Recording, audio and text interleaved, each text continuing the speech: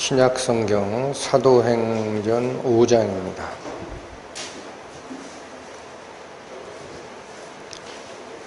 신약 195페이지 사도행전 5장 12절에서 32절까지의 말씀.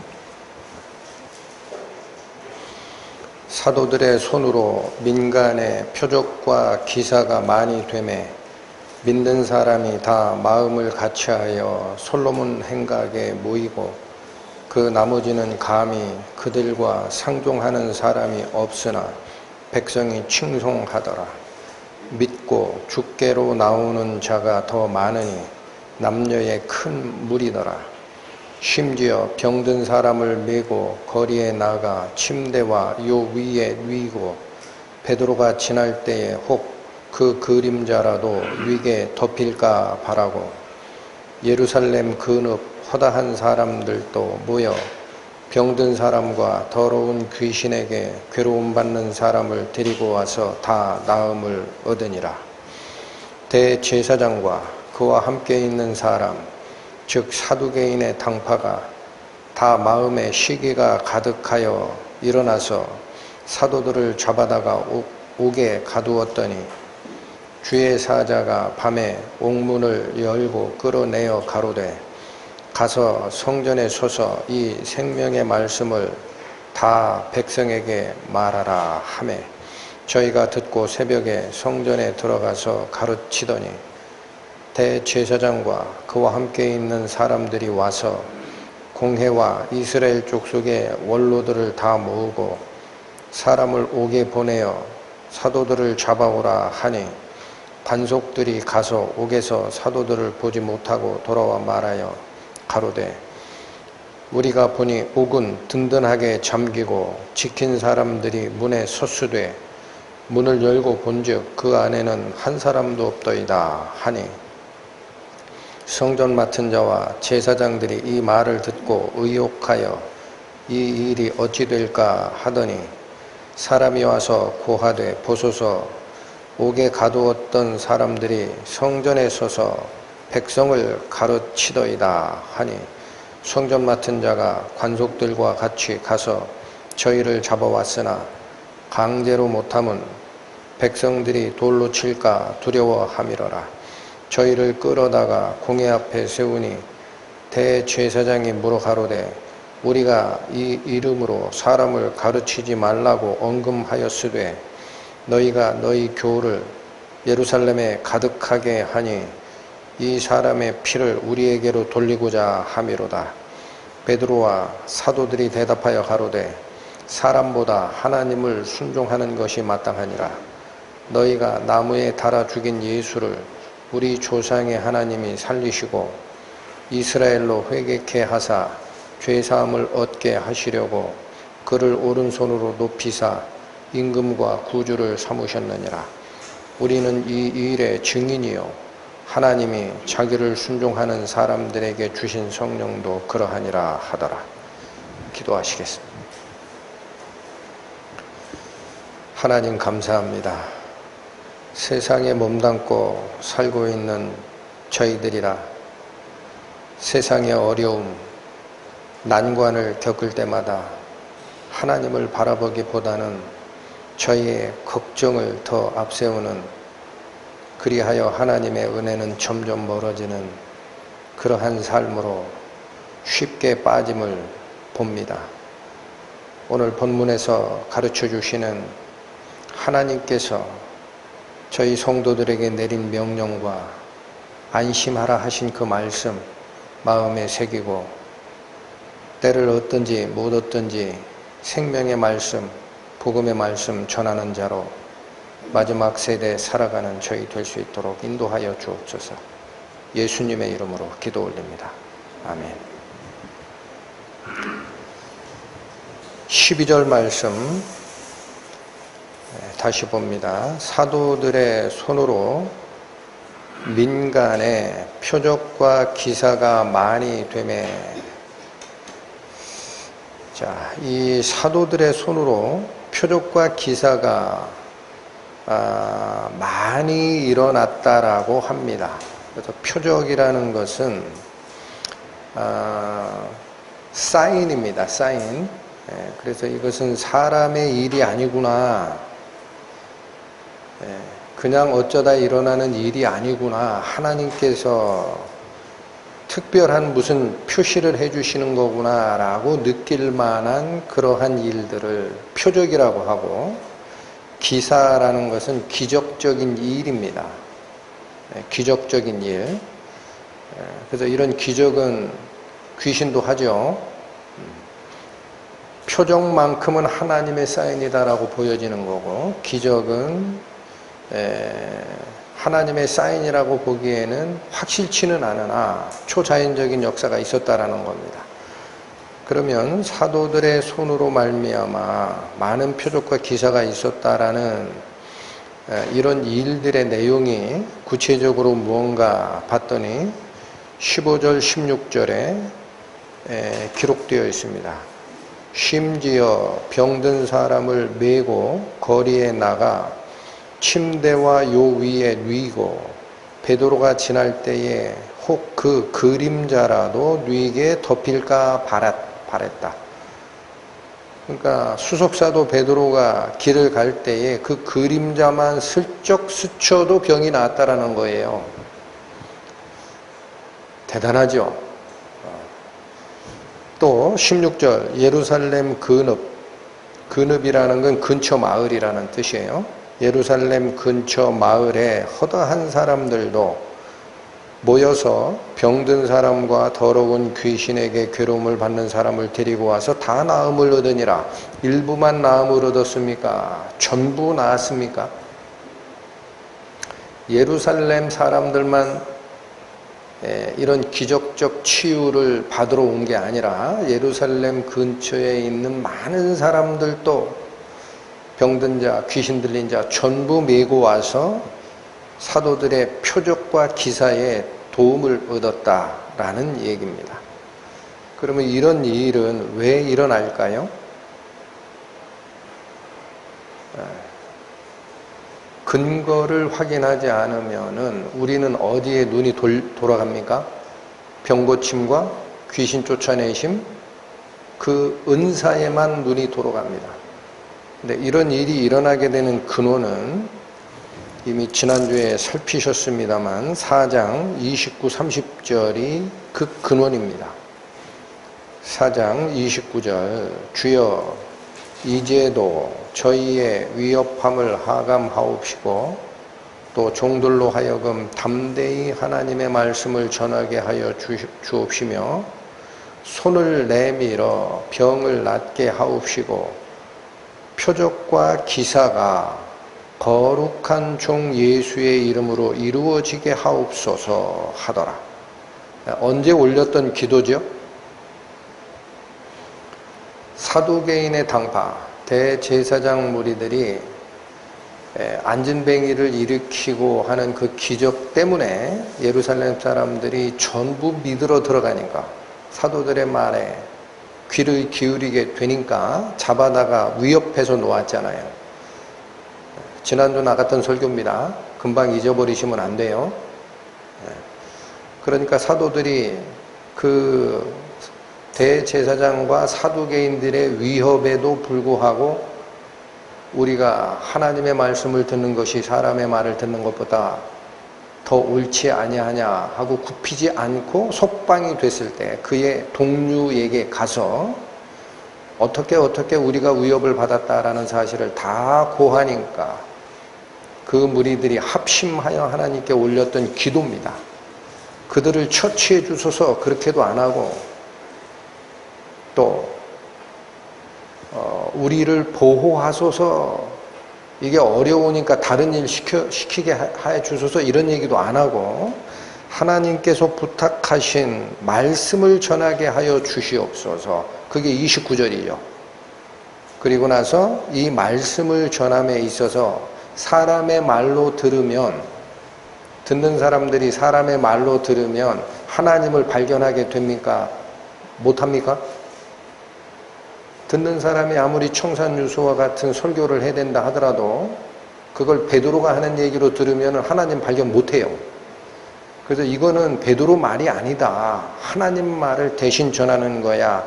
라는 것을 증명하기 위해서는 30절 손을 내밀어 병을 낫게 하는 이 기적과 표적과 기사가 누구의 이름으로 이루어지게 해야 됩니까?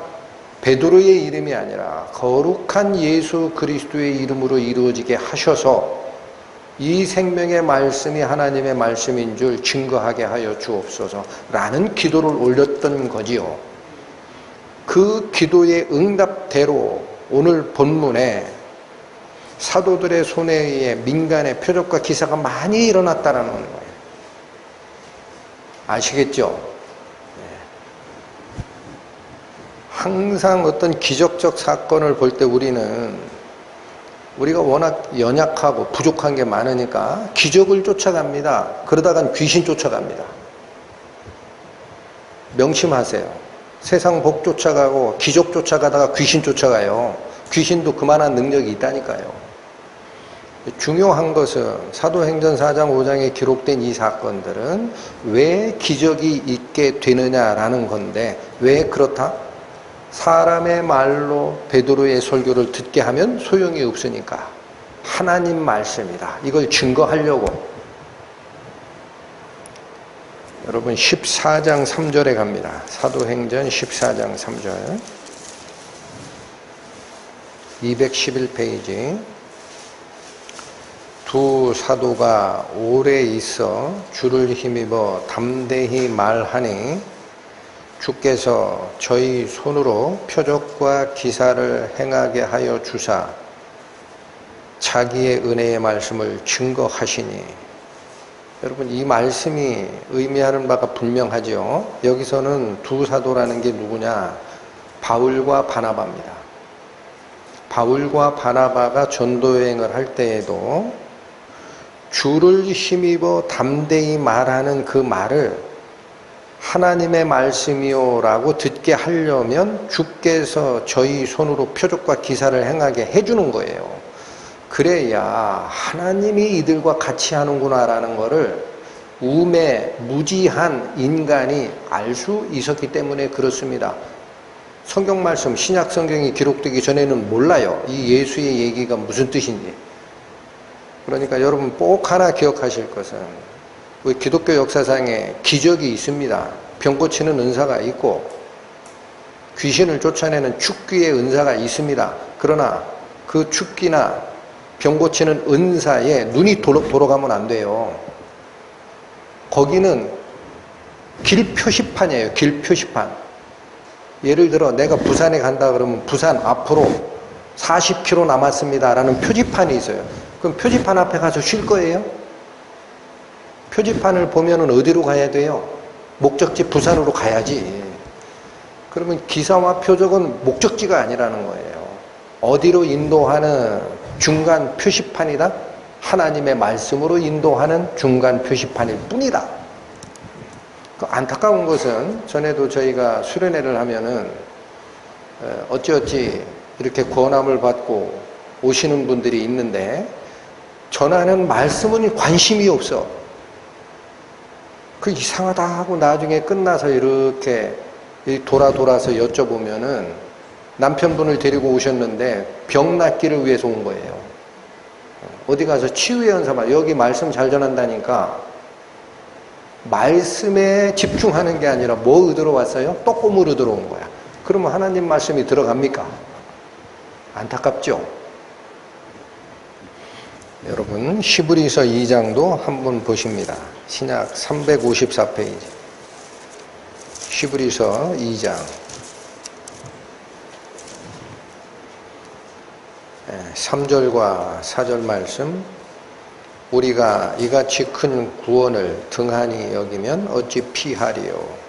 이 구원은 처음에 주로 말씀하신 바요 들은 자들이 우리에게 확증한 바니.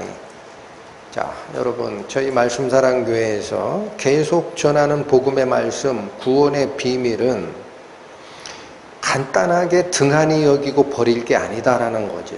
그럼 이 구원은 처음에 어떻게 시작이 됐느냐면 주로 말씀하신 바요라는 거는 예수 그리스도께서 말씀하셨던 거라는 거예요. 이 구원의 도가. 그리고 들은 자들이 우리에게 확증한 바니라는 것은 예수님으로부터 구원의 비밀을 들었던 그의 제자 사도들의 입을 통하여 우리에게 증거됐던 얘기들이다라는 거예요. 이 구원의 말은. 그러니까 출발은 누구 말씀? 주 예수 그리스도의 말씀. 그런데 4절, 하나님도 표적들과 기사들과 여러 가지 능력과 및 자기 뜻을 따라 성령에 나눠주신 것으로서 저희와 함께 증거하셨느니라. 여러분, 하나님께서 같이 도와준다라는 거예요. 무엇으로 도와준다? 하나님도 방관자로 옆에 서 있는 게 아니라 표적과 기사와 여러 가지 능력과 또 자기 뜻을 따라 성령에 나눠주신 것이라는 것은 하나님이 원하는 대로 우리에게 성령의 은사를 지정해서 나눠줍니다. 어느 분에게는 말씀 전하는 은사, 어느 분에게는 봉사의 은사, 어느 분에게는 구제의 은사, 어느 분에게는 위로의 은사, 사랑의 은사, 각각 은사를 다 줘요. 그런 성령의 나눠주심으로 역시 성령이 이들과 같이 한다라는 증거를 제시했다라는 겁니다. 하나님께서도. 그러니까 여러분, 많은 표적과 기사가 일어나면은 거기 삐쭉삐쭉 잔치하는 부잣집 문간에 삐쭉삐쭉 돌아다니면서 뭐 얻을 거 없나 하고 쫓아다니듯이 그렇게 가면 안 된다라는 거예요. 결코. 그거는 표지판이에요. 도로 표지판. 어디로 인도하는 도로 표지판? 하나님의 말씀. 복음의 말씀으로 인도하는 도로 표지판. 꼭 기억해 주시기 바랍니다. 오늘 본문으로 돌아오십니다. 자, 그래서 이런 사도들의 손에 의해 많은 표적과 기사가 일어난 결과는 영향이 두 가지 형태로 제시가 되어 있습니다. 먼저 성도들은 한 마음으로 뭉치게 됩니다. 12절 하반절 보십시오. 12절 처음부터 다시 읽습니다. 사도들의 손으로 민간에 표적과 기사가 많이 되매, 자, 그 결과입니다. 믿는 사람이 다 마음을 같이하여 솔로몬 행각에 모이게 됩니다. 하나님의 말씀이 맞다라는 증거가 드러나면 믿는 사람은 마음이 합쳐지게 돼 있어요. 마음이 하나로 뭉치게 돼 있습니다. 또 하나의 반응은 믿지 않는 자들은 어떤 모습이 되느냐면 이 믿는 사람들의 무리에 어렴풋한 같은 옷을 입고 슬쩍 끼어들라고 할 수가 없게 됩니다. 그게 13절입니다. 그 나머지는 감히 그들과 상종하는 사람이 없다. 여러분, 여기 감히 그들과 상종하는 사람이 없다라는 이 말은 감히 그들의 모임에 끼어들지 못하는 상황이 됐다라는 뜻입니다. 그러니까 왜 그래요? 귀신 노릇하는 그런 마술이나 이런 거라면은 나도 마술 좀 하는데? 하고 무슨 뭐 애기 귀신, 처녀 귀신, 무슨 보살 이런 사람들이 껴서 나도 하나님 복 전한다라고 슬슬슬 둘 수 있죠. 그런데 그건 기적이 그런 거고 표적이 나오게 되면은 결코 그들은 겁나서 하나님의 이 대열에 들어올 수 없었다라는 거예요. 특히나 여러분, 이 구절이 기록되기 바로 전 11절까지는 어떤 사건이 기록되어 있습니까? 5장 1절에서 11절. 지지난달에 나갔던 설교 말씀인데 교회 안에서도 자기의 분량이 얼마 안 되는데 자기의 신앙 분량이 바나바처럼 크다라고 드러내려고 자기 땅 파는 것의 일부를 감추고도 전부입니다라고 거짓말했던 아나니와 삽비라가 죽잖아요. 교회 안에서 뭐가 발을 못 붙이게 하는 거예요. 성령이. 거짓이. 거짓과 교만이 싹 사라지게 합니다. 교회 안에서. 그 사실을 다 들은 거예요. 그러니까 야, 여기 예수님 믿고 쫓아가는 저 무리에 껍죽대다가는 죽는다. 하나님의 성령의 역사 아닌 것은 다 죽어나가더라. 감히 어디 가짜인 우리가 들어가? 라고 무리가 딱 갈라지는 겁니다. 이해하셨죠? 그러면 둘 중에 하나입니다. 이제 백성들의 반응이 어떻게 일어나느냐면, 자, 예수님을 쫓아가는 자들이 있고, 야, 여기는 진짜 하나님을 쫓는 자 외에는 거짓된 자는 들어가면 죽는다 해서 겁나하는 다른 쪽 사람들이 있어요. 이게 유대교 사람들이에요. 그럼 일반 백성들, 여기나 여기 반대하는 자도 아니고 찬성하는 자도 아니고 중간쯤에 서 있는 백성들은 어떤 움직임을 보이느냐? 무섭다 하고 되돌아서느냐라는 거예요. 예수 쫓아가는 무리들은 잘못하면 거짓하면 죽는다라는 소문이 다 났으니까 반대로 돌아가느냐? 그렇지 않습니다. 13절 하반절 보세요. 13절 다시 읽습니다. 그 나머지는 감히 그들과 상종하는 사람이 없으나 백성이 어떻게 하더라? 칭송하더라.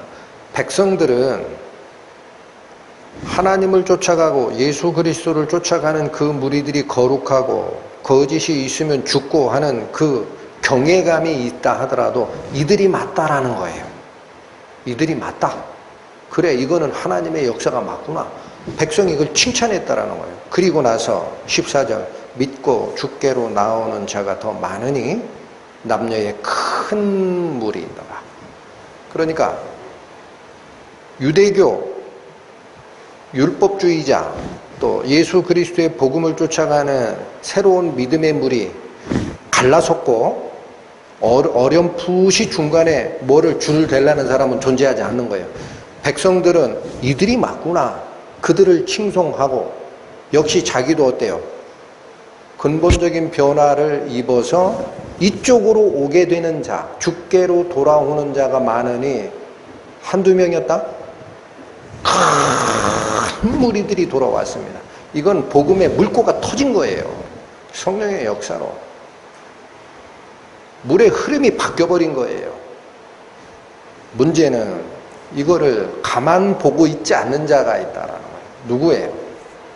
지난주에도 한번 설명을 드렸죠. 사두개인입니다. 17절 대제사장과 그와 함께 있는 사람 이렇게 하면 누군지 잘 이해 못할 수가 있어요. 그러니까 즉 사두개인의 당파가 자 확실하죠. 누가 들고 일어난 겁니까? 사두개인파. 다 마음의 시기가 가득하여 일어났습니다. 마음의 시기가 가득해서 사두개파가 들고 일어나는 거예요. 그러면 여러분 지난주에도 설명을 드렸지만 사두개파가 왜 이런 복음의 도도한 흐름을 가만히 있지 못하고 시기가 가득하여 저건 막아야지 하고 다 들고 일어났던 겁니까? 사두개인들은 어떤 사람이라 그랬어요? 천사도 없고 부활도 없다라는 사람. 다시 얘기하면 내세가 없어. 무슨 소리야. 이 세상이 전부야. 그러니까 우리가 하나님을 믿고 쫓아갈 때에도 하나님이 모세를 통해서 명하신 제사규례 이런 거 잘 지키고 율법 지키고 이 땅에서 복 받으면 돼. 이 세상의 복락만이 최고야 라고 믿었던 이 사두개파들이 예수의 부활을 자꾸 전하니까 백성들이 글로 다 쏠려가잖아요. 그러면 자기들이 설 땅이 있어요, 없어요? 자기들의 기득권이 뺏기잖아. 그러니까 전부 다 일어났다라는 거예요. 마음의 시기가 가득하여. 문제는 사두개파들이 여러분 복음을 반대하는 이유를 분명히 기억해야 됩니다. 성경에 맞지 않다. 그래서 반대한 게 아니에요. 항상 어떤 큰 흐름은요. 성경은 여기 있습니다. 여기 들춰보면 나와요. 마음을 깨끗하게 하고 들춰보고 기도하고 찾으면 나와. 그런데 왜 복음을 반대하느냐? 저 속에는 이 세상에서 잘 먹고 잘 살자라는 마음이 있기 때문에 안 되는 거예요. 사두개적 마음이 있기 때문에. 내세는 무슨 네가 죽어봤냐? 하나님을 믿어도 어떻게 믿어요? 그래서 세상에서 복 받으려고 믿어요. 그러니까 하늘 위쪽에 있는 것은 전부 막혀버린 거야. 이해가 안 돼. 사두개가 그런 거야. 사두개파가.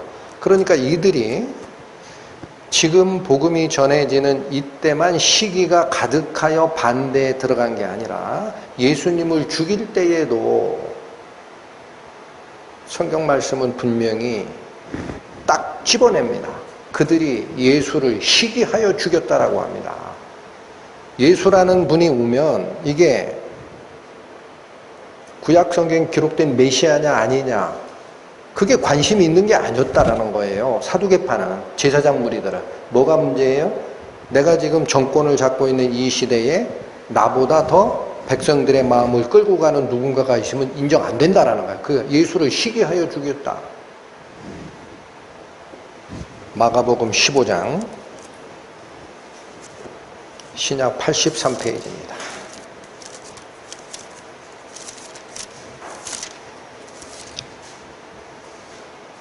마가복음 15장 6절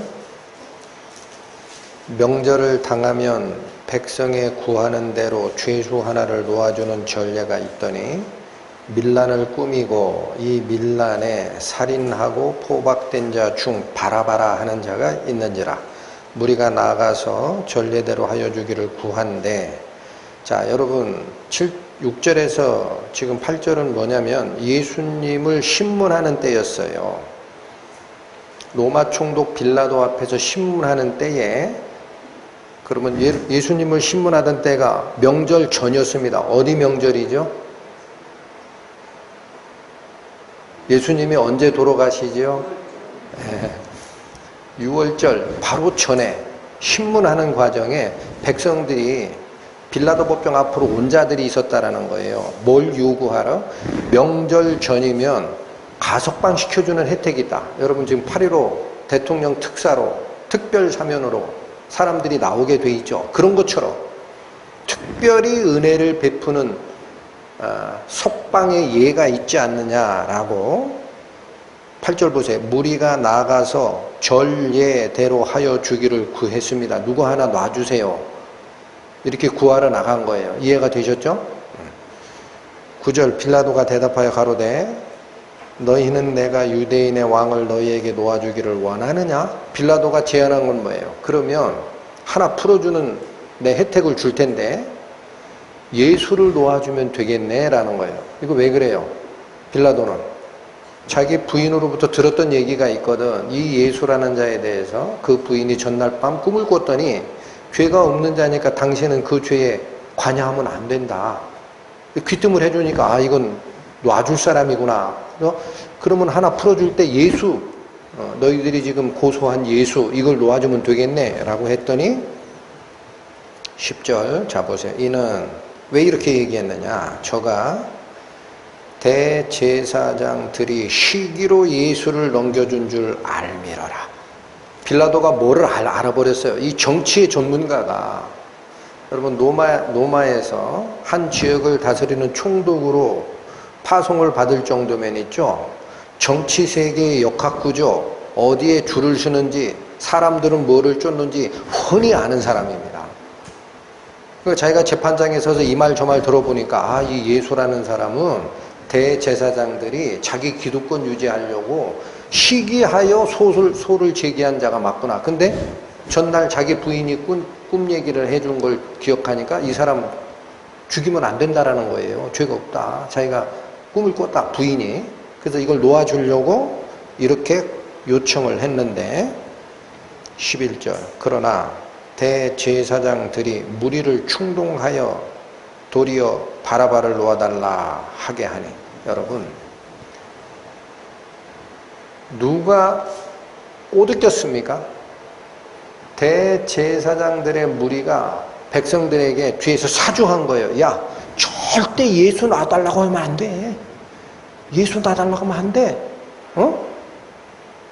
니네들이 쫓아갔던 로마에 반항하고 독립운동했던 열심당이라는 데가 있어요. 이 바라바는 열심당의 행동대장이었다라는 게 성경학자들의 연구 결과입니다. 그러니까 너희의 두목 바라바 놔달라고 해야지 예수 꺼내달라고 하면 안 된다 하고 대제사장들이 뒤에서 무리를 충동했다 그러죠. 사주한 겁니다. 결국은 바라바 놔주고 예수님은 못 박아 죽이죠. 그러니까 예수님이 십자가에 못 박힐 때에도 이유는 대제사장들이 예수를 잡아 죽이려고 하는 저변, 마음 깊은 곳에 있는 원인은 뭐였다? 신성모독이고 뭐고 이것은 법적인 형식 요건을 걸어낸 거고 죄명을 거기다 붙인 거고 실제 마음속에서는 뭐 때문에 예수를 죽게 하고 싶었다? 시기하여.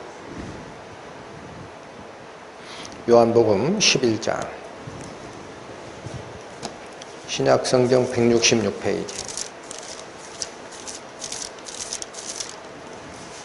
요한복음 11장 45절에서 48절까지 또 봅니다.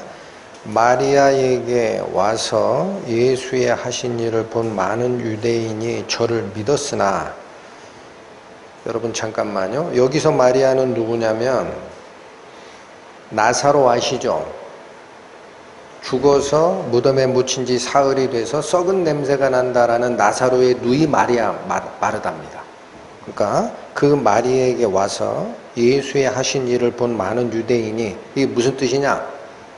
마리아의 오빠 나사로를 죽은 지 사흘 만에 무덤에서 꺼내는 기적을 한 일을 본 사람들이, 유대인들이 저를 믿었으나 46절 그 중에 어떤 자는 바리새인들에게 가서 예수의 하신 일을 구하니라.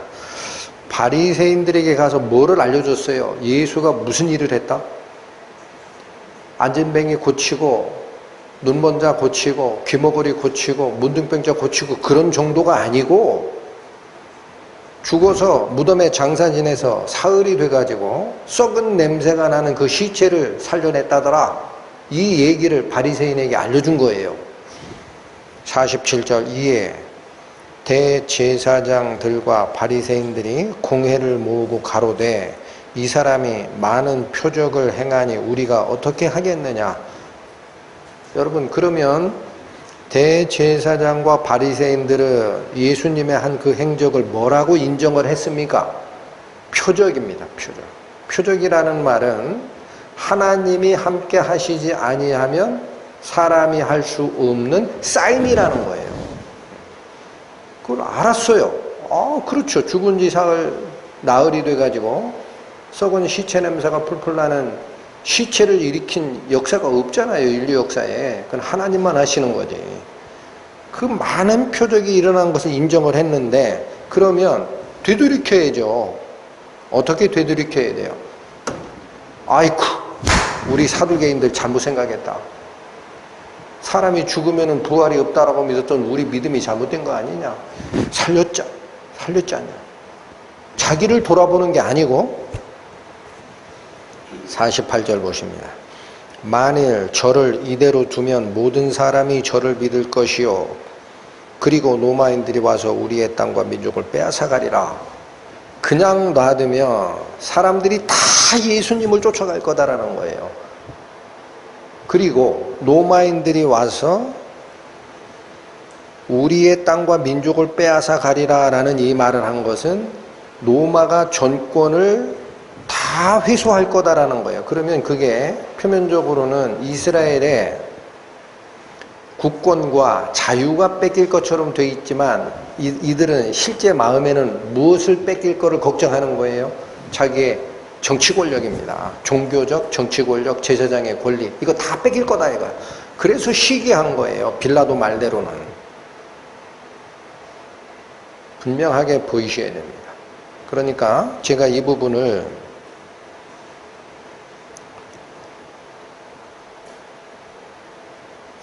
깊게 설명드리는 이유는 사두개인이 그런 바보 같은 짓을 했네라고 지금 그냥 소설 읽듯이 읽어내라 라는 뜻이 아닙니다. 사두개인이 그들이 아니라 여기 있는 저나 여러분 중에 사두개인이 있다라는 거예요. 예? 성경은 그렇게 읽는 거예요. 사두개인이 뭐가 사두개인이에요? 이 세상이 전부다. 부활은 없어. 여기서 복 받는 거야. 이 마음이 사두개인의 마음입니다. 그게 우리에게 있으면 뭐는 가려진다. 하늘의 복은 영원히 가려진다라는 사실. 그래서 이 말씀이 기록되는 거예요. 그럼 여기 보십시오. 47, 48절에 보면 분명히 대제사장들이 이 사람이 많은 표적을 행한다라는 인정을 했잖아요. 그러면 어디로 돌아가야 되냐면 부활이 있구나, 죽은 자가 다시 사는 게 있구나 라고 돌아갔어야 맞죠. 예수님은 그렇게 하려고 나사로를 살린 거예요. 그들 보고 회개하라고. 그게 그 말입니까? 40절 가보세요. 40절. 예수께서 가라사대 내 말이 네가 믿으면 하나님의 영광을 보리라 하지 아니하였느냐 하신대. 여러분, 예수께서 지금 나를 믿어라 그러면 뭐를 본다 그랬어요? 나의 능력을 보리라라는 얘기를 안 하죠.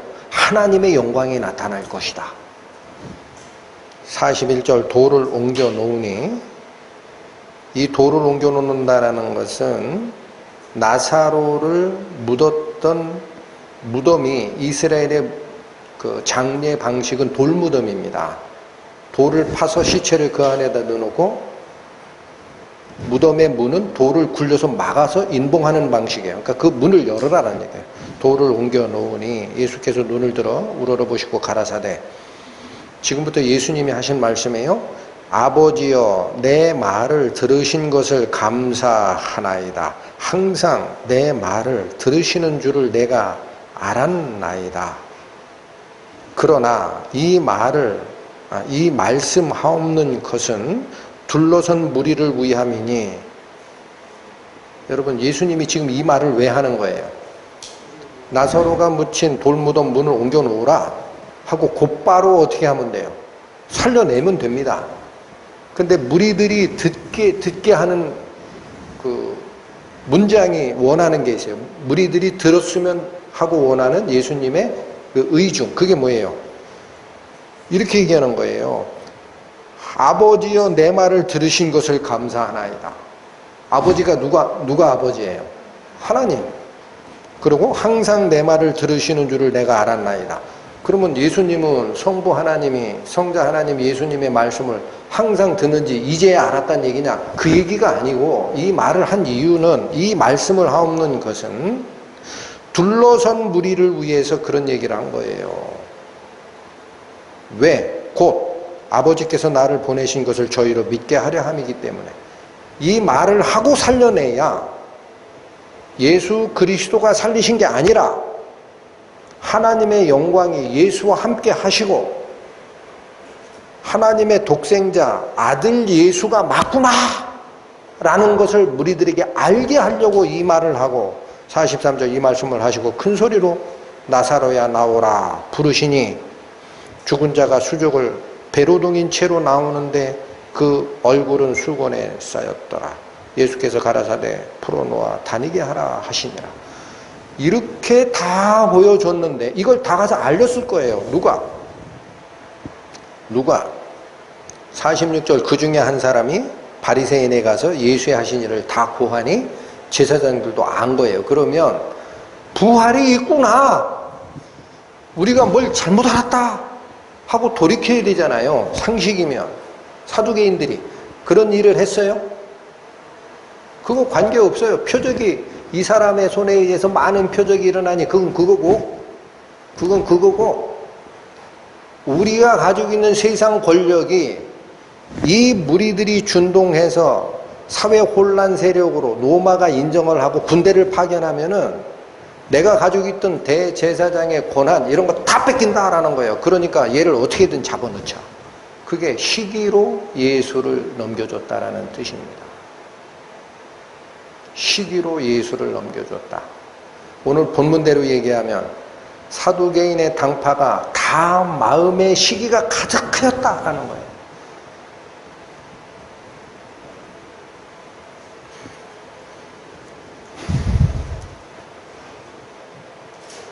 여러분, 사두개인이 지난주에 나갔던 말씀이기도 하고, 왜 이렇게 부활을 거부를 할까요? 내세를 왜 거부를 할까? 예수의 부활을 전하는 것을 왜 이렇게 싫어할까? 이유는 딱 하나입니다. 그들의 생각과 가치관과 인생의 목적은 오직 이 세상 현세적 권력과 명예와 복락에만 관심이 있어요. 이걸 뺏기면 다 뺏기는 거예요. 그런데 부활이 인정이 되면 어떻게 돼요?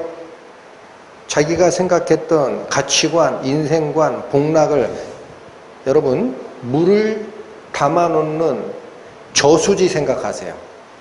그 위에 수없이 수만 톤의 물이 있는데 그걸 막고 있는 게 이 댐입니다. 뚝입니다. 그렇죠? 이게 부활이 없다라는 사두개인들을 지탱해주고 있는 뚝이에요. 뚝. 근데 이 뚝이 무너졌다 그러면 어떻게 될까요? 자기들이 가지고 있는 모든 것이 빠져나갑니다. 그러니까 부활은 절대 인정 못하는 거예요.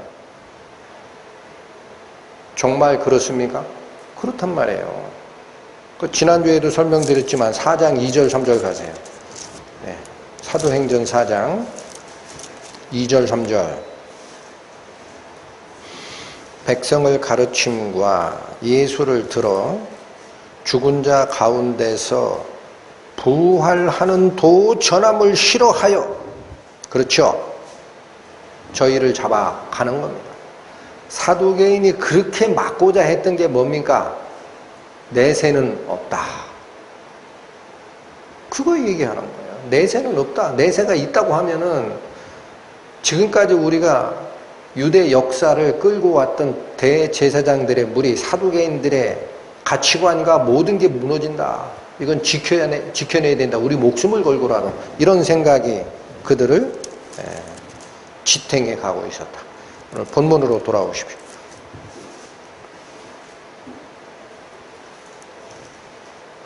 (18절에서) (21절까지) 봅니다. 사도들을 잡아다가 옥에 가두었더니 주의 사자가 밤에 옥문을 열고 끌어내어 가로되 가서 성전에 서서 이 생명의 말씀을 다 백성에게 말하라 하매 저희가 듣고 새벽에 성전에 들어가서 가르치더니, 여러분 제자들이 사두개인이 하는 그 포박, 감금, 거기에 매여 있는 상태가 되면 부활은 이제는 못 전합니다. 예수님의 복음은 길이 막혀요. 여기서는 우리 12절에서는 사도들의 손으로 민간에 많은 표적과 기사가 있었다고 하는데 그 기적을 일으켰던 사도들이 사두개파 대제사장들의 무리에 의해서 옥에 감금된 상태가 됩니다. 그러면 이제는 누구 손에 의해서 기적이 일어나야 됩니까? 하나님의 손에 의해서.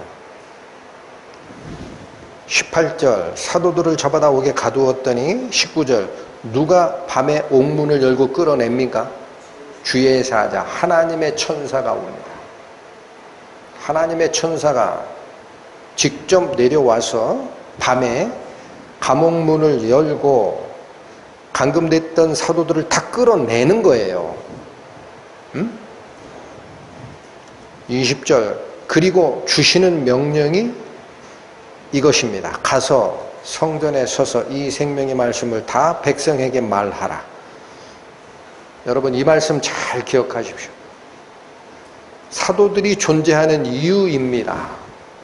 사도들이 존재하는 이유. 그들은 병든 백성, 병을 고치고 귀신 들린 자 쫓아내고 물론 그런 일도 하지요. 그러나 그걸 위해 사도가 세움을 받은 게 아니다. 무엇을 위해 세움을 받았다? 이 생명의 말씀을 다 백성들에게 전하기 위해서 세움을 받아서 그 명령을 주시는 겁니다. 요즘에 하나님을 쫓아가고 복음이라고 설교단상에 설교들이 나가는데 다 그렇다는 말씀은 아닙니다. 부활 얘기 안 하는 교파가 많아요. 부활 얘기를 하면 무슨 얘기를 해야 됩니까? 내세 얘기를 해야 되거든. 근데 내세 그러면은 한 군데만 있는 게 아니죠. 천국만 있는 게 아니죠. 뭐도 있어요. 지옥도 있어요.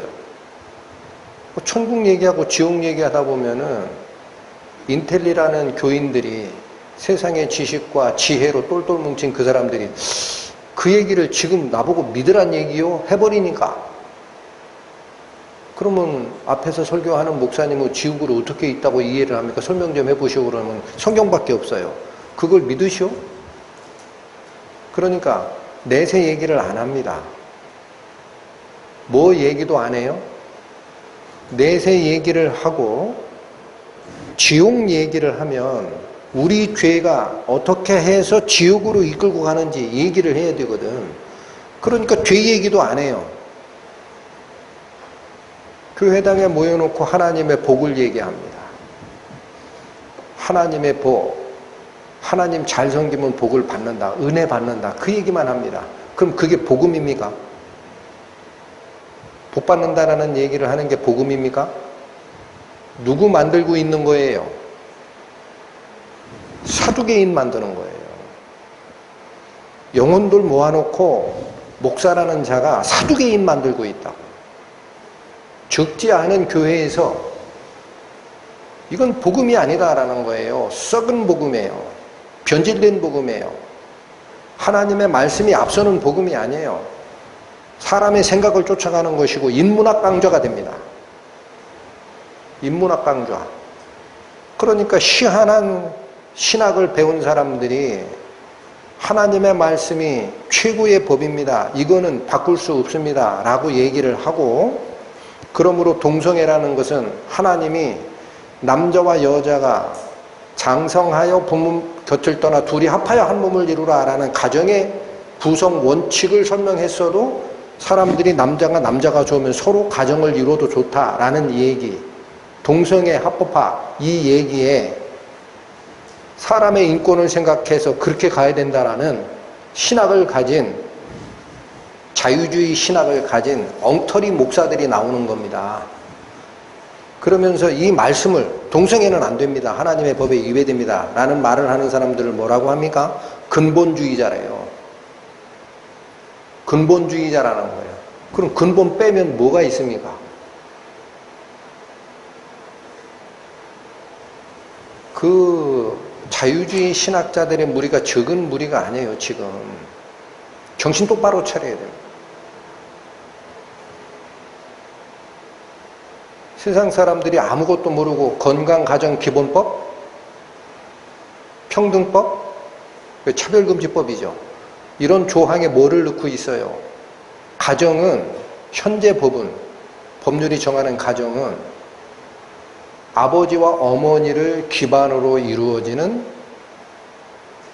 조직단체라고 정의를 합니다. 건강가정기본법이 얘기하는 가정의 정의는 뭡니까? 그걸 뺍니다.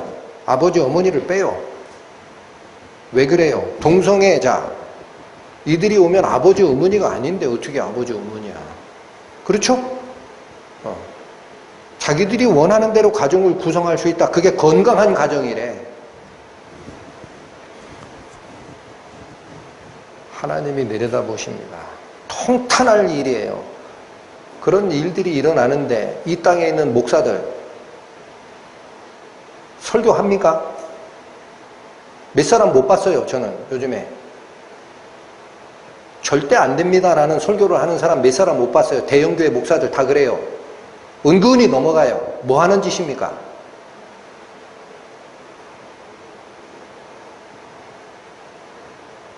하나님이 어디로 지금 사라지셨어요? 우리가 정신을 똑바로 차려야 됩니다. 우리가. 자, 그래서 여기 생명의 말씀을 백성에게 전하라 할 때 가운데 들어간 말씀에 집중하셔야 됩니다. 딱 한 자입니다. 생명의 말씀을 전할 때는 어떻게 전해야 됩니까? 다 전해야 됩니다. 다. 중간 빼고 머리통만 전해도 복음이 안 되고 꼬리만 전해도 복음이 안 되고 몸통만 전해도 복음이 안 돼요. 머리와 몸통과 꼬리를 다 전해야 복음입니다. 그럼 여기 생명의 말씀을 다 백성에게 전하라 라는 이 다, 어디가 다냐? 사도들의 입에 의해서 증거됐습니다. 30절 가세요. 너희가 나무에 달아 죽인 예수를 우리 조상 하나님이 살리시고, 여러분 30절이 얘기하는 게 뭐예요? 한마디로 부활한다. 사두개인 너희가 그렇게 맞고 싶었던 부활, 내세 있지? 이미 입증이 됐다. 예수님에 의해서 부활이 이미 일어났고 나를 믿는 자는 마지막에 내가 그들을 다시 살리리라 라는 예수 그리스도의 약속이 있기 때문에 부활과 내세가 예수 그리스도를 쫓아가는 복음의 핵심이라는 거예요. 31절 이스라엘로 회개케 하사 죄사함을 얻게 하시려고. 여러분, 복음의 또 하나의 중요한 맥락이 죄사함은 어떻게 얻는 거다? 회개 없이는 못 얻습니다. 다시 읽으십시오. 31절 이스라엘로 회개케 하사 죄사함을 얻게 하시려고. 회개함이 없는 죄사함은 가짜입니다. 본인들을 돌아보시고 복음을 전할 때도 분명히 기억해야 됩니다. 회개함이 없는 죄사함은 전부 가짜예요. 지식구원이에요. 돌이킴이 없는 구원이 어떻게 구원입니까? 내가 멸망의 길로 가던 것이 확인이 안 됐으면 돌이킬 수 없듯이 죄사함은 돌이킨 자에게 오는 거예요. 이 세상 복락 누리고 여전히 똑같이 사는데 여기는 사망의 길이고 멸망의 길이고 심판의 길이구나 확인이 되고 이 길로는 내가 더 이상 안 간다. 유턴. 하나님께로 갈 거야. 라는 회개가 없는데 어떻게 죄사함이 있습니까? 성경 읽다가 그냥 성경 말씀이 믿어졌다고요? 잘하는도다 귀신도 믿고 떠느니라. 속았어요. 내가 하나님은 한 분이신 줄 믿느냐? 잘하는도다 귀신도 믿고 떠느니라. 그건 지식구원입니다. 정신 똑바로 차려야 됩니다. 하나님이 이 세상 언제까지 남겨놓을지 모르겠어요. 회개함이 없는 구원은, 회개함이 없는 죄사함은 전부 가짜입니다. 마음에 새기십시오. 내가 가던 길이 죽음의 길이구나를 확인하고 전부 버리는 나의 결정이 없었다면 그 뒤에 있는 죄사함은 지식구원입니다. 성경 구절 몇 구절 이해가 됐다고 자기가 하나님의 자녀가 된 것처럼 착각하고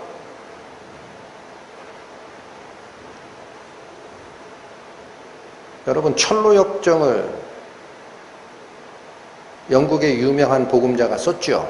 철로역정의 마지막에 어느 장면이 드러나는지 아십니까? 천성길로 갑니다. 크리스찬이. 마지막에 천국 문 들어가기 바로 전에 바로 옆에 지옥문이 있는 걸 확인하는 거예요. 천국 가는 줄 알고 간 거예요. 삐끗하면 가짜 구원인 겁니다. 왜 그 글을 써놨습니까? 존 버년이. 천국문 바로 옆에 지옥문이 있다. 조심해라. 진짜 구원인지 가짜 구원인지. 또 보겠습니다. 31절 이스라엘로 회개케 하사 죄사함을 얻게 하시려고 그를 오른손으로 높이사 임금과 구주를 삼으셨느니라. 여러분, 이 말들이 아무리 다 논리 정연하고 맞아도 예수께서 우리를 지옥에서 끌어내서 영원한 천국으로 옮기는 능력자가 아니라면 전부 가짜입니다. 가설입니다. 가설. 못 해내는데 무슨 소리야. 우리가 착각하고 쫓아간 거지. 예수라는 자를. 그러면 복음은 가짜가 되는 거예요. 그러나 31절 하반절이 얘기하는 게 뭡니까? 하나님께서 그를 오른손으로 높이사 누구를 만드셨다? 임금과 구주를 삼으셨느니라. 임금이란 말은 왕입니다. 만왕의 왕을 삼으셨어요. 구주는 우리를 구해내는 주인을 삼으셨다라는 얘기예요. 예수 그리스도의 십자가 사건이 완성된 다음에는 잘 기억하십시오. 예수 그리스도보다 권위가 있는 자는 아무도 없습니다. 최고의 권위자로 올라가시는 거예요. 그러니까 예수께서 재판을 하시고 예수께서 지옥에서 끌어내시는 거예요. 내 영을 받은 자가 맞느냐? 내가 분명히 복음의 말씀을 듣고 내 인생을 회개하고 돌이킨 자가 많느냐? 그러면 내가 너에게 증명서를 주마 하고 이 속에 성령 주시잖아요. 그리고 그걸 성령을 증거 삼아 생명의 성령의 발동함으로 부활을 만들어내시고 지옥에 갈 자를 천국으로 옮겨내는 일을 다 누가 하신다? 예수가 하시는 거예요.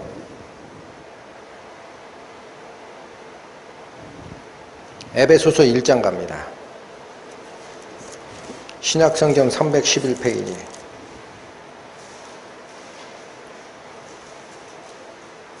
에베소서 1장 20절부터 봅니다. 그 능력이 그리스도 안에서 역사하사 죽은 자들 가운데서 다시 살리시고 하늘에서 자기의 오른편에 앉히사. 여러분 지금 이 일을 하시는 분은 하나님입니다. 하나님. 하나님의 능력이 그리스도 안에서 살아 움직이셔서 죽은 자들 가운데서 다시 살리는 일이 있었고 하늘에 자기의 오른편 하나님의 우편 보좌에 같이 앉히사. 이건 같은 자리에 앉히신 거예요. 하나님의 자리에 앉는 거예요. 21절 모든 정사와 권세와 능력과 주관하는 자와. 여러분 정사와 권세와 능력과 주관하는 자라는 것은 모든 권력자들의 총칭입니다. 총칭. 모든 권력자 그리고 이 세상뿐 아니라 오는 세상에 일컫는 모든 이름. 여러분 예수 그리스도는 앞으로 오는 영원한 세상에서 모든 권력의 최고봉에 서시는 분이시고 지금 세상에서도 모든 권력의 최고봉에 계세요. 안 보이니까 우리가 이해를 못하는 거지. 이 세상뿐 아니라 오는 세상에 일컫는 모든 이름 위에 뛰어나게 하시고 또 만물을 그 발 아래 복종케 하시고 그를 만물 위에 교회의 머리로 주셨느니라. 그러니까 그분이 우리를 끌어내십니다. 정말 구원받은 당신의 백성들은 육체가 죽어도 세상의 핍박에 의해서 순교를 당해도 예수 그리스도께서 이 세상뿐 아니라 오는 세상의 그 어떤 자 권력보다도 더 큽니다. 지옥의 책임을 맡은 자 사탄을 이깁니다. 결코 안 뺏기십니다. 끌어내십니다. 자기의 사랑의 아들의 나라로 옮기십니다. 그게 복음이라는 거예요. 오늘 본문으로 다시 돌아오세요. 사도들이 대제사장들의 신문에 간단하게 말한 30절, 31절이 이 생명의 말씀의 전부입니다. 여러분. 이걸 빼놓으면 복음이 아니에요. 이 세상에서 잘 먹고 잘 살자 하면 그건 인문학 강의지, 철학 강의고 윤리 강의지. 그게 어떻게 생명 강의입니까? 우리는 할 수 없으나 그리스도께서 하셨다. 이 얘기를 분명히 전해야 복음이에요. 그렇지 않은 것은 다 유사복음이고 가짜복음이고 사람을 살릴 수 없는 복음입니다. 사도 바울의 말을 빌면 내가 전한 이 복음 이외에 다른 복음을 전하면 천사라도 저주를 받아 마땅하다 그랬어요.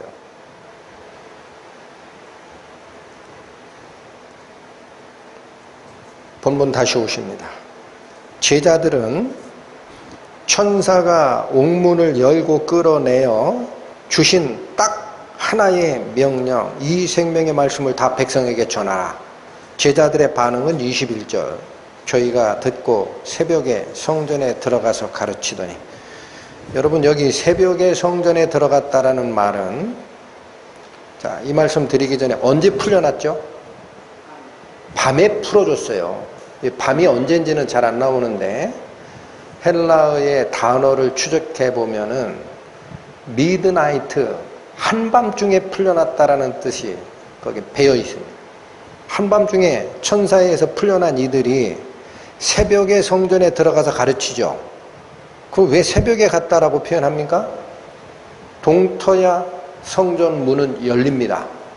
그러니까 이 사도들은 밤새 기다린 거예요. 집에 가지도 않고 씻으러 가지도 않고 가족에게 아이고 나 풀어놨어 여보 걱정 많이 했지? 인사하러 가지도 않고 기다렸어요. 새벽에 성전문이 열리자마자 들어가서 가르쳤습니다. 여러분, 성전에 가서 가르치라라는 천사의 말 그대로 순종하지요. 성전이라는 곳이 어떤 곳입니까? 물론 백성들이 기도하러 모이는 곳이고 하나님의 말씀이 선포되는 곳이기도 하지만 지금 이 상황을 가만히 살펴보시면 성전이라는 장소적 위치는 사도들을 잡아 가두고 죽이려고 하는 대제사장들의 본거지입니다. 그들이 거기 있잖아요. 그럼 무슨 뜻이냐면 쉽게 표현하면 막 전쟁 포로로 적진에 갇혀있는 포로를 구해내고 이들에게 잠시 쉬라라는 천사의 말이 간 게 아니라 다시 어디로 들어가라? 적의 사령부, 적의 코앞으로 가서 복음을 또 전하라라는 거야. 야, 너희들 괜찮지? 천사가 풀어주고 이렇게 한 거예요. 현대전으로 얘기하면 소총 다시 들어. 탄창 개인별로 10발씩 챙겨. 탄화일발 장전. 적진 항하여 돌격 앞으로 한 거예요. 사도들이 그대로 쫓아간 겁니다. 한마디도 거스린 적이 없습니다. 이 용기의 근원이 무엇일까요? 죽음을 불사하는 이 용기의 근원은 성령이십니다. 여러분 1장 18절 보시죠. 1장 8절입니다. 사도행전 1장 8절. 오직 성령이 너희에게 임하시면, 여러분 딱 하나를 예수님이 지명을 합니다. 오직 딴 건 필요 없다라는 거예요. 성령이 너희에게 임하시면 너희가 권능을 받고, 여러분 능력 받습니다. 두려움을 이기는 거 능력입니다. 병 고치는 것만 능력이 아닙니다. 나의 생명을 위협하는 두려움으로부터 그 두려움을 극복하는 게 다 능력입니다. 성령이 너희에게 임하시면 너희가 권능을 받고 예루살렘과 온 유대와 사마리아와 땅끝까지 이르러 무엇이 되리라? 내 증인. 그러니까 가서 이 생명의 말씀을 다 백성에게 전하라. 그 일을 하기 위해 성령의 능력이 너희와 함께 할 것이다. 그대로 이루어집니다.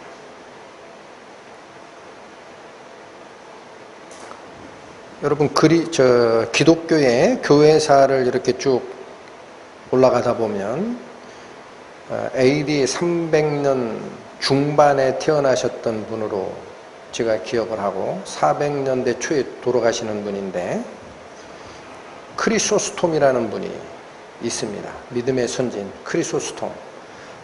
굳이 얘기하면 사도들의 밑에 제자 한 3대, 4대 제자쯤 되는 분입니다. 근데 이 크리소스톰이라는 단어는 헬라어인데 뜻을 번역하면 황금의 입이다라는 뜻이라 합니다.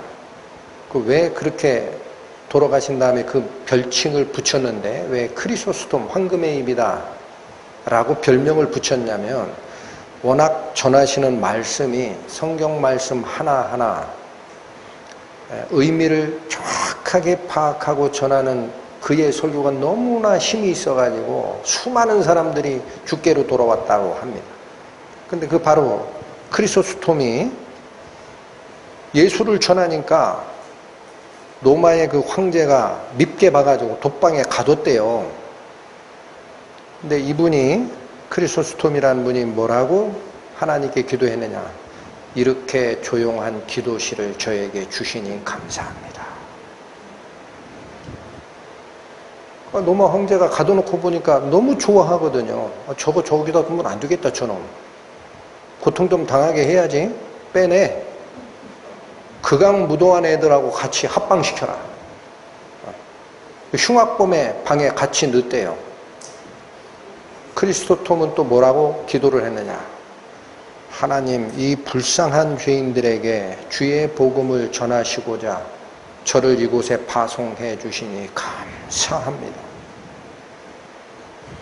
저놈은 어떻게 할 수 없다. 끌어내라. 죽이자. 사형집행하려고 죽이려고 하자 크리소스톰은 뭐라고 얘기했습니까? 성도에게 가장 영광된 것이 순교의 영광이라고 하는데 이 보잘것없는 자에게 순교의 영광을 허락하시니 감사합니다. 죽이지는 못했다고 합니다. 유배 보냈다라는 말이 있습니다. 그러면 이 크리소스톰이라는 이 믿음의 선진이 가지고 있는 생각이 왜 이렇게 담대한 걸까요? 여러분, 왜 이렇게 담대합니까? 저는 이 말씀을 상고하면서 지난주에도 말씀을 드렸지만은 여러분 구원을 받고 구원은 안 받고 그 사실에 자꾸 연연하고 하지 마세요. 성경 한 줄 더 알고 한 줄 더 모르고 그게 중요한 게 아니고 내가 생의 소망을 어디에 두고 사는지 자신을 돌아보셔야 됩니다. 저 자신도 돌아봐야 되지만 내가 진짜 이 세상의 복리복락을 하나님은 쫓는다 말은 하는데 이 세상의 복리복락에 모든 걸 투자하고 사느냐 아니면 성령의 권능을 받고 이 말씀을 죽음을 무릅쓰고 전했던 사도들 그 후에 4, 5대 밑에 있는 제자 크리소스톰과 같은 인생을 살 거냐 내가 도대체 어느 인생을 살고 있느냐 그걸 돌아봐요. 이 세상에 목매는 삶이 있습니다. 이 세상에서 사람들이 만들어낸 격언이 있더라고요. 돈을 잃으면 조금 잃는 것이다. 친구를 잃으면 많이 잃는 것이다. 건강을 잃으면 전부를 잃는 것이다. 이 세상에 나의 삶에 전부가 있다라고 하면 그 말이 100번 옳습니다. 그런데 하나님을 쫓아가는 믿음의 무리다라고 얘기를 하고 성도다, 구원받았다라고 얘기를 하면서 아휴, 이 코로나19가 됐는데 이게 만만치가 않거든요. 그러니까 이렇게 힘들게 모은 내 재산, 이 사태가 얼마까지 갈 거냐, 이러다 내 재산 잃는 거 아니야? 이런 걱정 우리는 하게 되죠.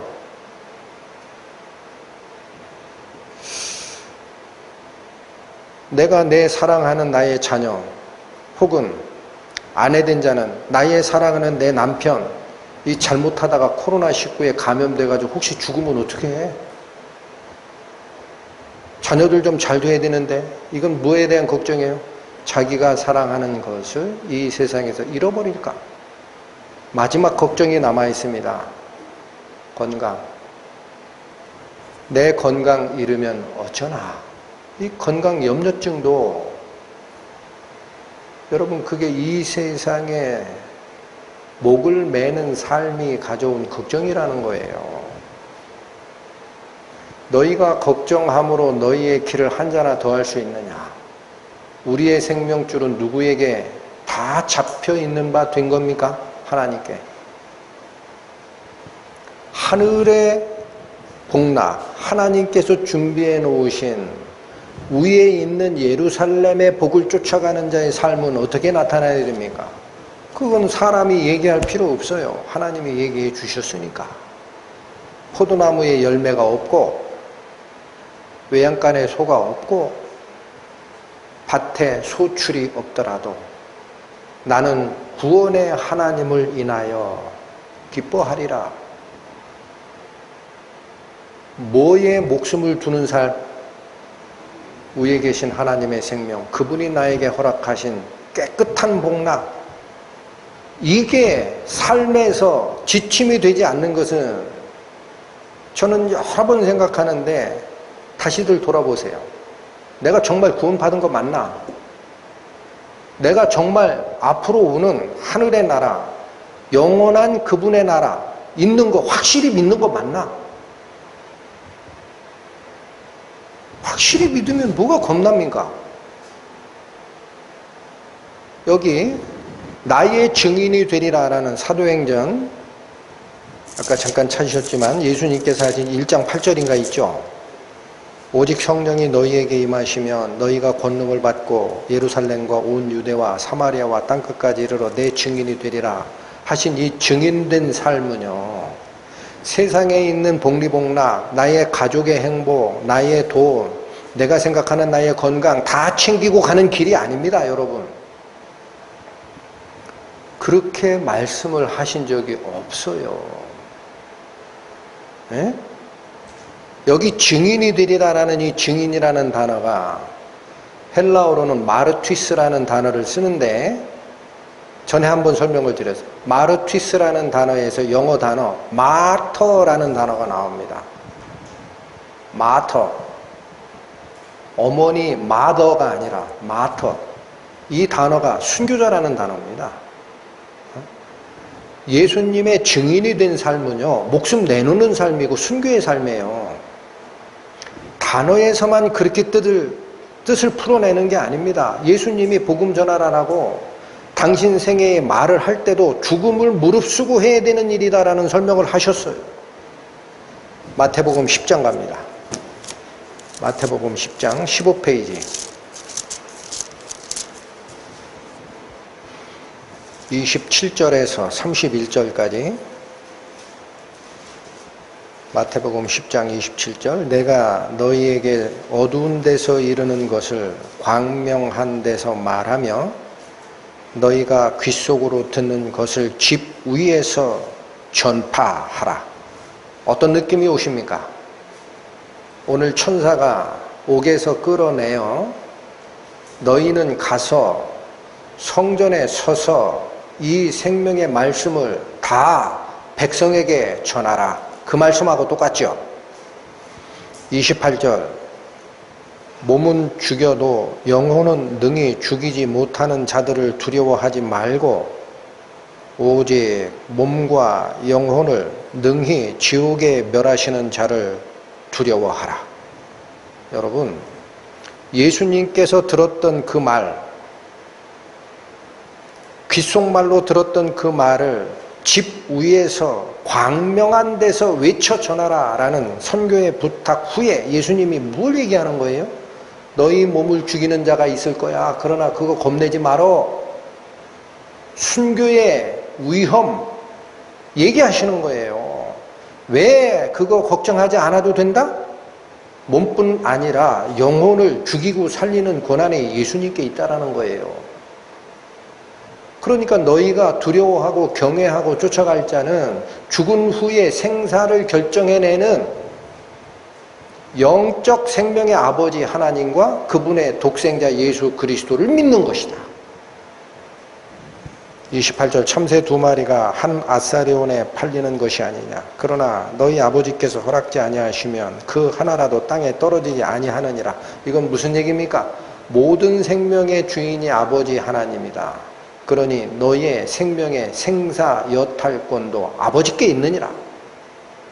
아버지께서 육체적 생명 겁내하지 말고 이 복음을 전하라 하셨다면 그 후에는 아버지께서 너희를 생명의 나라로 인도하실 걸 왜 모르느냐. 이게 예수의 증인된 삶입니다.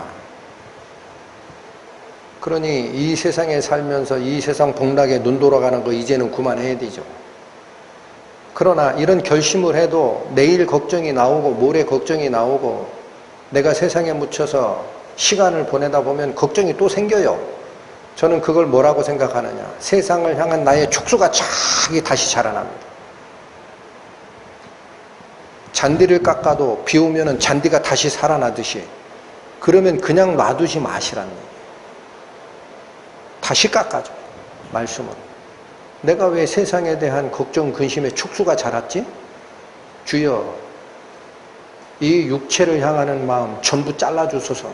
기도하고 다시 오는 거예요. 말씀 안으로. 그래야 안 놓치죠. 본문 다시 돌아갑니다. 21절.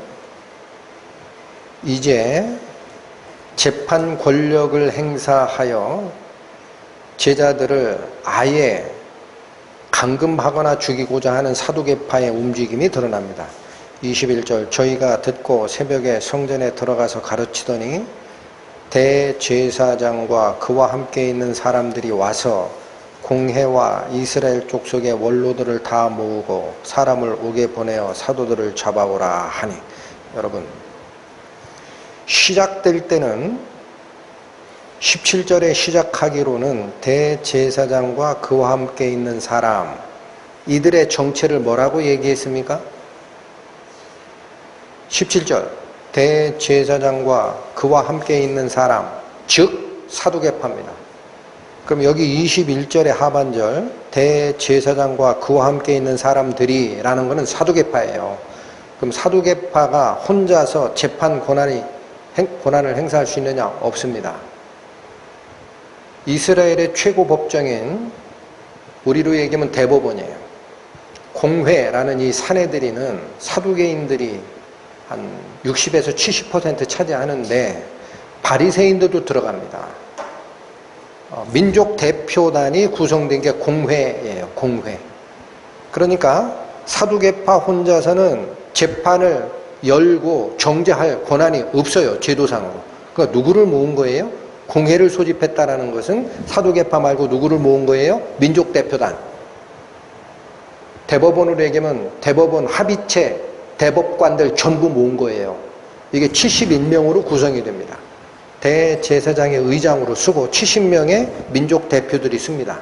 공회를 다 모아서 사람을 보내서 옥에 가둔 사도들을 끄집어 와라 한 거예요. 뭐 연 거예요? 재판 여는 겁니다. 이거 잡아 죽이겠다. 22절, 23절 봅니다. 관속들이 가서 옥에서 사도들을 보지 못하고 돌아와 말아요. 가보니까 사도들이 옥 안에 있어요? 없어요? 없죠. 23절 가로되 우리가 보니 옥은 든든하게 잠기고 지킨 사람들이 문에 섰으되. 이 말은 무슨 뜻입니까? 옥문은 열린 적이 없더라. 또 거기 지키는 경비병들은 졸고 있는 사람이 아무도 없었다라는 거예요. 문도 잠겨 있고 경비 서는 일도 아무 하자가 없으면 그 속에 있는 애들이 어디 갔냐? 그렇죠. 이거는 초자연적인 어떤 힘에 의해서 사도들이 옥이라는 장소에서 다른 곳으로 옮겨갔다라는 거예요. 그러니까 세상 사람들이 얘기하는 대로 얘기하면 귀신 고칼로릇이다. 어디로 갔냐? 얘네들이 증발했냐? 물 끓이면 증발하면 사라지듯. 그렇죠? 증발했다. 보고를 한 겁니다.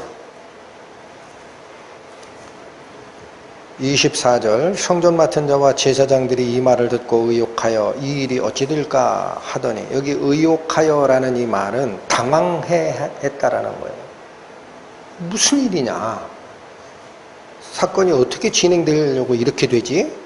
25절 사람이 와서 고하되 보소서 옥에 가두었던 사람들이 성전에 서서 백성을 가르치더이다. 도망갔어요? 도망가지 않았어요? 도망은 왜 갑니까? 하지 마라라고 한 그 본산, 성전에서, 성전 뜰에서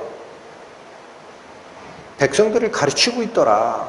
그러니까 잡아다 가두기 바로 전 상태로 원위치 된 거예요. 그렇죠? 대제사장들이 지금까지 꾸몄던 일이 수포로 돌아간 겁니다.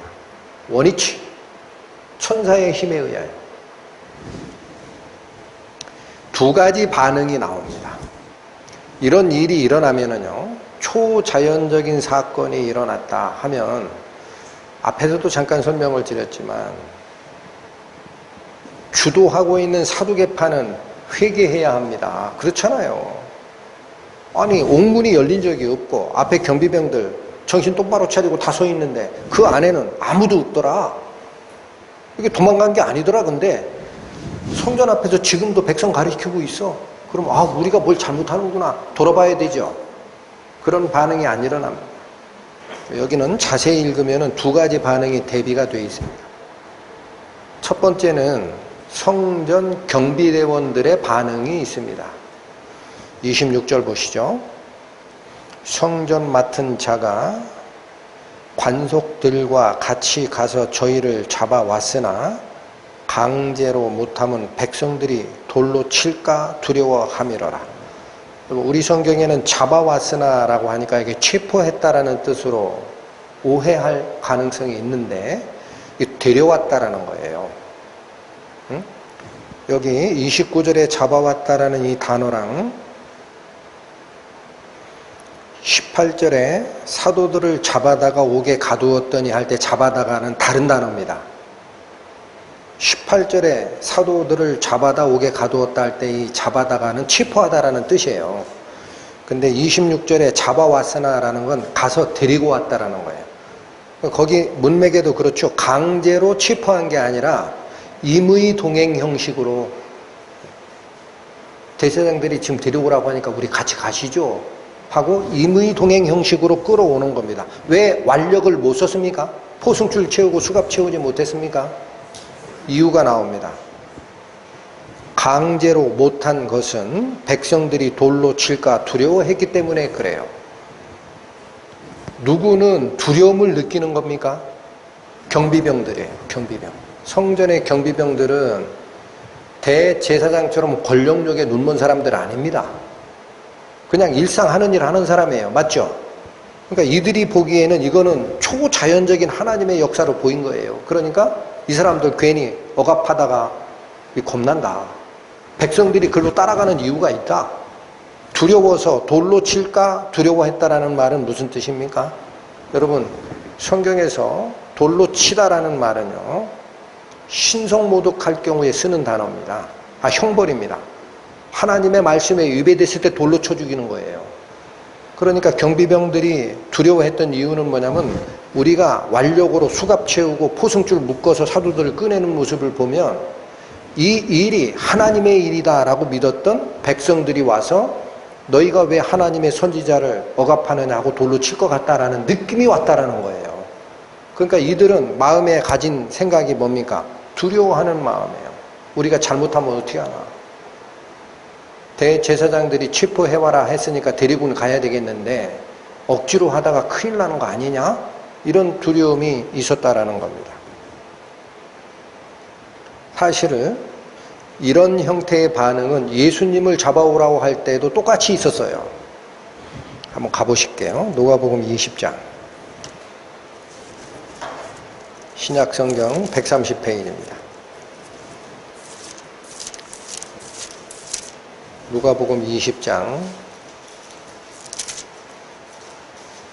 3절에서 7절을 봅니다. 대답하여 가라사대 나도 한 말을 너희에게 물으리니 내게 말하라. 요한의 세례가 하늘로서냐 사람에게로서냐 저희가 서로 의논하여 가로되 만일 하늘로서라 하면 어찌하여 저를 믿지 아니하였느냐 할 것이요 만일 사람에게로서라 하면 백성이 요한을 선지자로 인정하니 저희가 다 우리를 돌로 칠 것이라 하고. 그러니까 백성이 돌을 들어 치는 행동은 선지자의 말이 맞아요 라고 확신을 할 때 하는 행동이라는 거예요. 그리고 요한복음 7장 157페이지로 갑니다. 예수님 재피실 때의 모습입니다.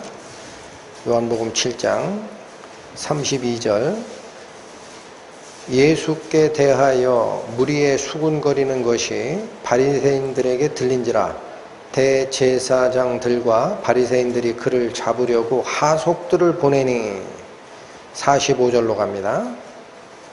하속들이 대제사장들과 바리새인들에게 오니 저희가 묻되 어찌하여 잡아오지 아니하였느냐.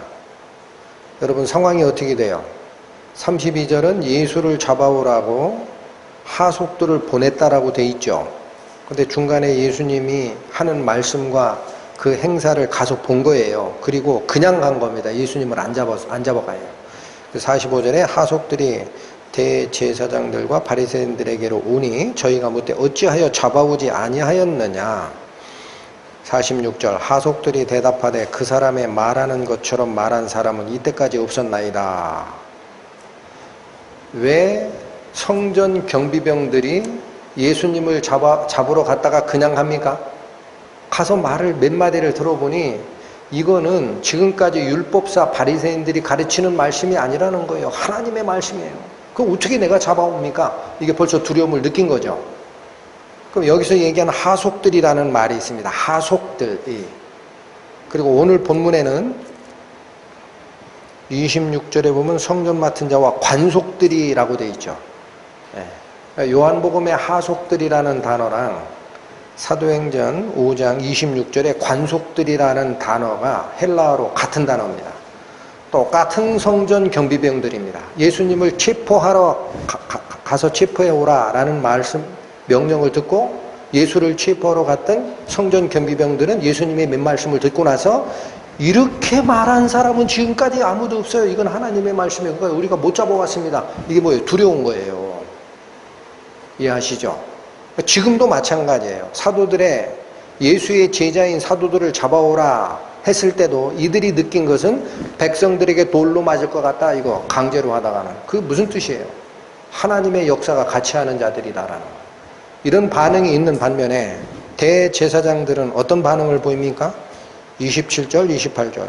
저희를 끌어다가 공회 앞에 세우니 자 기어이 재판석에 세워서 무기징역이나 사형 선고를 하고 싶은 거예요. 꼼짝 못하게. 대제사장이 물어 가로되 우리가 이 이름으로 사람을 가르치지 말라고 언금하였으되 너희가 너희 교를 예루살렘에 가득하게 하니 이 사람의 피를 우리에게 돌리고자 함이로다. 대제사장들이 지금 걱정하는 게 뭡니까? 왜 예수 살아난 것을 예를 들면서 부활의 도를 전하느냐? 그건 절대 앞으로 하지 말어. 예수의 이름으로 말하지도 말고 가르치지도 말라. 위협하고 다시 겁박하여 풀어줬잖아요. 근데 또 하다가 잡혔잖아. 그러니까 이 이름으로 사람을 가르치지 말라고 엄히 금하였는데 너희가 그 말을 안 듣고 현행법을 어기면서 예루살렘 전체에다가 너희의 가르침을 다 퍼치고 있지 않냐. 그러면 여러분 생각하세요. 그들이 선언한 것을 어기면서까지 사도들이 전파를 하게 되면은 누가 말이 맞는지를 따지는 단계로 가야 맞는 거죠. 그게 반성하는 자의 자세인데 이 사람들은 관심이 없다니까요. 그게 중요한 게 아니라 이렇게 하는 것은 이 사람의 피를 우리에게 돌리고자 하는 행태라는 거예요. 예수가 죽은 이유가 우리가 예수를 죽였다라고 우리에게 죄의 명을 뒤집어 씌우려고 우리를 반대하려고 하는 거지 너희들, 이런 뜻입니다. 그런데 여러분 생각하십시오. 대제사장들이 지금 하는 이 말이 그들의 행실에 맞습니까? 이 사람의 피를 우리에게 돌리고자 하려 함이라. 틀려요, 맞아요? 아니 원래 재판할 때 자기들이 요구한 거 아닙니까? 빌라도가 넣어주려고 했잖아요. 나는 이자의 살인 그 판결과 관계가 없다. 대야 가져와라. 손 씻으면서 나는 이자의 판결에 관계가 없다. 너희들이 대신지라 하니까 백성들을 충동해가지고 뭐라 그래요? 백성들의 입에서 그 죄값을 피를 우리와 우리 후손에게 돌릴지어다. 그렇게 만든 선동하고 충동시킨 게 대제사장들 아닙니까? 자기가 책임지겠다고 한 거 아니에요? 자기 입으로? 근데 지금 와서 어떻게 해요? 우리한테 죄를 뒤집어 씌우려고 하느냐?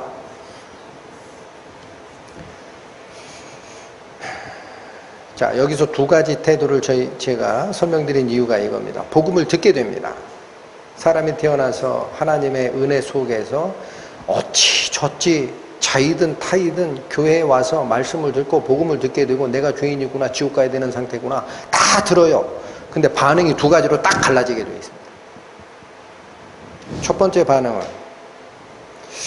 내가 뭘 잘 몰라도 하나님을 반대하는 자가 될까 겁난다라는 두려워하는 마음이 있어요. 이게 성전 경비병들이 보였던 반응입니다.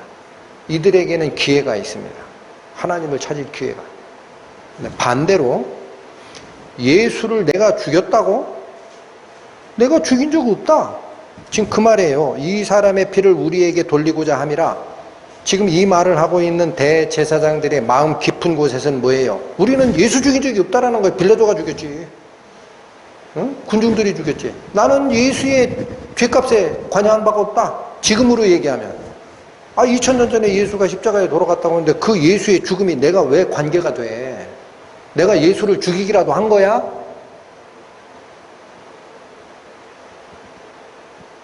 이 반응이 있어요. 내가 예수를 죽인 적이 없다. 그러니 나랑 관계없지. 핑계대고 예수를 배척하는 마음. 여러분, 예수가 여러분 때문에 죽었습니까? 다른 사람 때문에 죽었습니까? 예수가 나 때문에 죽었다. 그걸 모르면 지옥 가는 거예요. 내가 예수를 죽였다. 그걸 모르면 여기 대제사장들이 지옥 가듯이 같이 따라가는 겁니다. 예수는 내가 죽인 거예요. 대제사장들이 죽인 게 아니고. 그게 반응이 갈라지는 거란 얘기예요. 복음 앞에서. 내가 언제 예수를 죽였냐? 핑계대고 배척하고. 내 마음의 중심이 열리는지 안 열리는지에 의해서 하나님의 영원한 생명이 나에게 허락이 될지 안 될지가 결정나게 돼 있습니다. 여러분, 심판대 앞에 서가지고 아무 변명을 못하는 거예요. 그때 가면 늦어요. 지옥으로 걸어가는 길에서 되돌이켜야 됩니다. 이게 복음이란.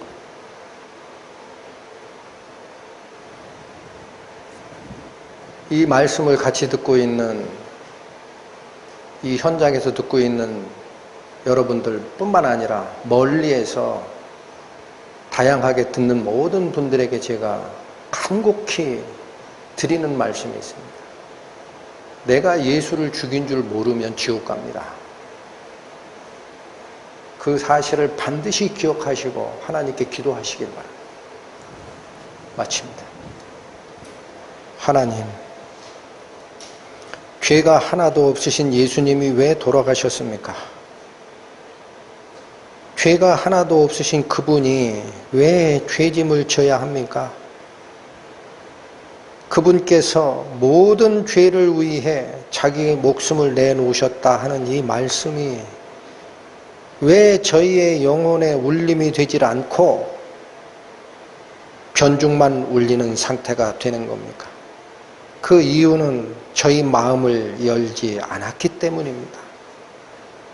하나님의 생명의 말씀 앞에 저희 가슴을 활짝 열어 제치고 하나님께서 말씀하시는 그 말씀을 따라 생명을 받고 그 생명으로 말미암아 아름다운 생명의 역사 피워내는 저희 될 수 있도록 이 악한 세대에서 저희를 보호하시고 인도하여 주옵소서. 예수님의 이름으로 기도 올립니다. 아멘.